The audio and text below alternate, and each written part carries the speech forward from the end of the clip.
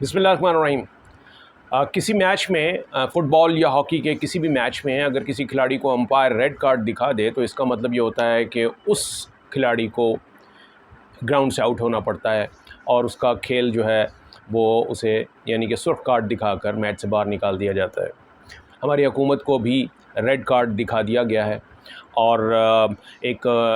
ٹیسٹلی اور امپلیسٹلی یہ بتا دیا گیا ہے کہ آپ کے ساتھ جو ہے وہ معاملات اب آگے نہیں چل سکتے، اس لیے کہ you have fail to deliver. اور اب سچویشن یہ ہے کہ ایک وہ ٹرانزیشن والی فیز ہے کہ کس طریقے سے اس حکومت کو اس کو جو ہے وہ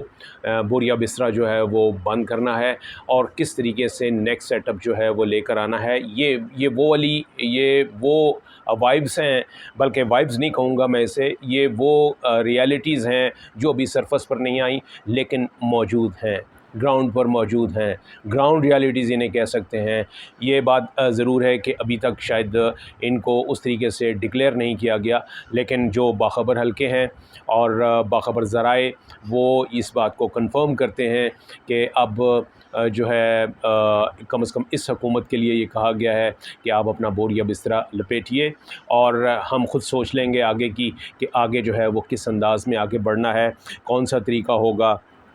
کیا ہوگا، ڈکٹیٹرشپ ہوگی، خلافت ہوگی، صدارتی نظام ہوگا، یا کوئی آٹوکریسی ہوگی، یا کوئی شورائی نظام ہوگا، کوئی انٹرم سیٹ اپ ہوگا، کچھ بھی ہوگا، لیکن وہ ظاہر ہے کہ یہ اس میں اس حکومت کو فی الحال جو ہے وہ ریڈ کارڈ کی شنید جو ہے وہ سنا دی گئی ہے۔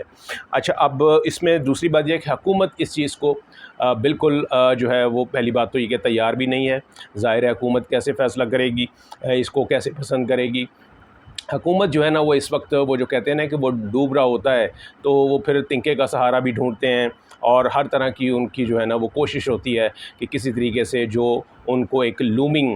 ڈینجر نظر آ رہا ہے اس کو وہ اوائڈ کر سکیں کسی طریقے سے وہ اس کو، اور وہ یہ بتاتے بھی نہیں ہیں، یہ آشکارا بھی نہیں کرتے کہ ان کو کوئی خطرہ ہے یا ان کی حکومت کو کوئی تھریٹ ہے یا ان کی حکومت کو کوئی ایسا سگنل دیا گیا ہے کہ جس سے ان کا اقتدار جو ہے وہ خطرے میں نظر آ رہا ہے۔ تو یہ اس میں کوئی شک نہیں کہ یہ والے فیصلے ہو چکے ہیں۔ اگر میں کہوں کہ یہ جو جماعت اسلامی کا دھرنا ہے، اگرچہ یہ گڈ انٹینٹ کے ساتھ دیا جا رہا ہے لیکن اس میں بھی یہ کہا جا رہا ہے کہ اس دھرنے کو بنیاد بنا کر جو ہے وہ اور یہ دھرنا جسٹیفائڈ ہے، اس میں تو میں، آپ، پوری عوام، ہر شخص جو ہے وہ اس دھرنے کو سپورٹ کر رہا ہے، اس لیے کہ یہ جس کاز کے لیے ہو رہا ہے وہ پبلک کاز ہے، وہ ایک نیشنل کاز ہے، وہ ایک جسے کہتے ہیں کہ عوام کی آواز ہے، غریب عوام کی آواز ہے، مظلوم عوام کی آواز ہے۔ تو اس میں تو کوئی شک نہیں کہ یہ ایک بہت اچھے کے ساتھ جا رہے ہیں، لیکن جہاں یہ برمحل ہے یہ اور بر وقت ہے یہ والا دھرنا جماعت اسلامی کا، وہیں اس دھرنے کو ایک سپورٹ جو ہے وہ مقتدر حلقوں کی جانب سے کہا جا رہا ہے کہ وہ دی جا رہی ہے، اور وہ اسی لیے دی جا رہی ہے کیونکہ یہ حکومت جو ہے یہ قطعی طور پر اس وقت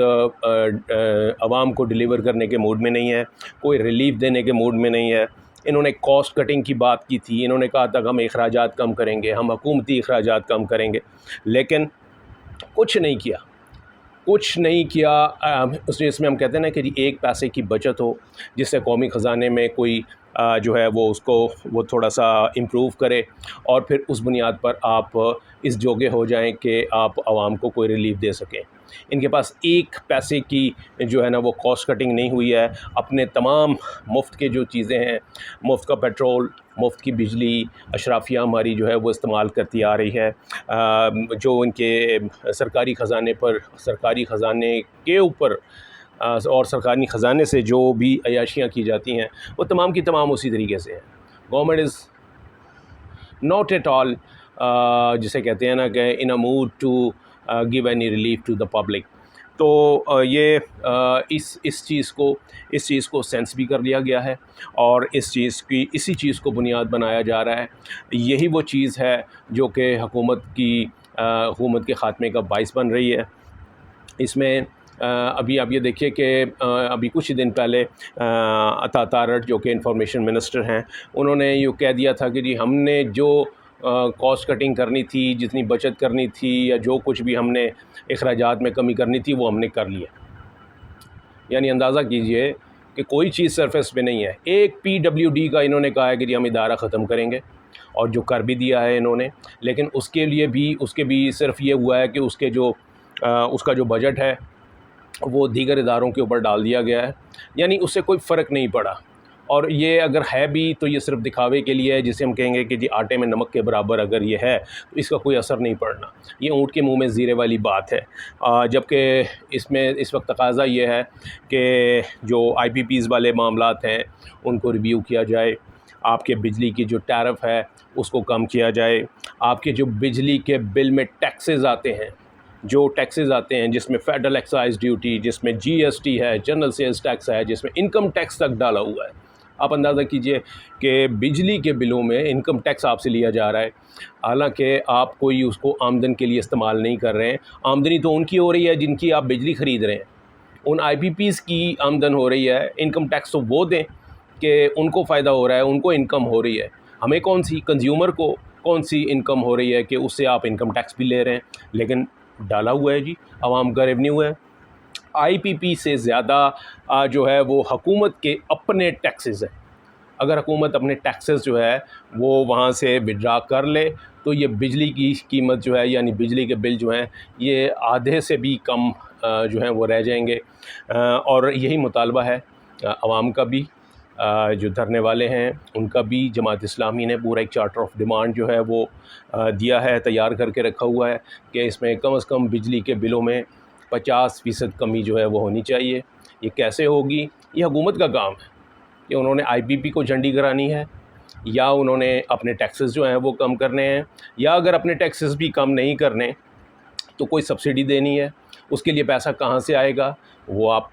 یہ آپ کا کام ہے، آپ حکومت میں ہیں، آپ نے اقتدار لیا ہے، آپ نے دعوے کیے ہیں کہ الیکشن سے پہلے کہ جی ہمیں ووٹ دو، ہمیں اقتدار میں لے کر آؤ، ہم 200 یونٹ آپ کو فری بجلی دیں گے۔ دوسرے کہتے ہیں ہم 300 یونٹ آپ کو بجلی فری دیں گے۔ تو اب دیجئے جناب۔ تو صورتحال یہ ہے کہ حکومت جو ہے وہ قطعی طور پہ اس موڈ میں نہیں ہے، اور بلکہ حکومت تو ایک جو ہے نا وہ جسے میں نے کہا نا کہ ایک محاذ آرائی کی کیفیت میں آ رہی ہے۔ جو پاکستان تحریک انصاف کو مخصوص نشستیں دینے والا فیصلہ ہے 8 جج صاحبان کا، فل کورٹ میں سے 8 جج صاحبان نے جو کہا ہے کہ نشستیں دی جائے ان کو مخصوص، اس فیصلے کے اوپر حکومت جو ہے وہ قطعی طور پر عمل کرنے کے موڈ میں نہیں ہے۔ اسی فیصلے پر عمل نہ کرنے کی پاداش میں چیف الیکشن کمشنر اور دیگر جو الیکشن کمیشن کے اراکین ہیں ان کے خلاف ایک نااہلی ریفرنس جو ہے وہ سپریم جوڈیشل کونسل میں بھیج دیا گیا ہے۔ دوسرا یہ کہ جو